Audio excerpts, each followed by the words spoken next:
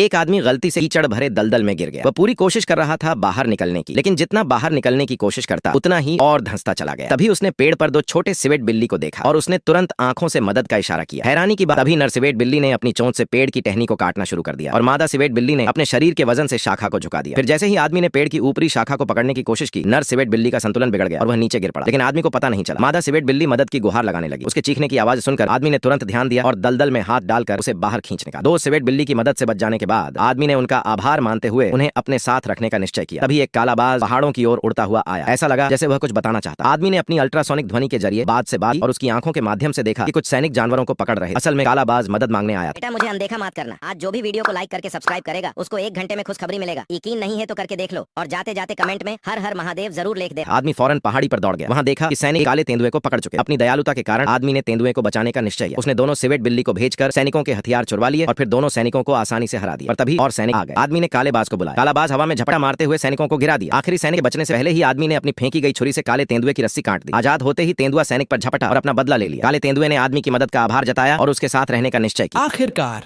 आदमी, दोनों गिद्ध और तेंदुआ एक साथ जंगल में रहने लगे। दोस्ती और भरोसे का एक नया अध्याय शुरू हुआ।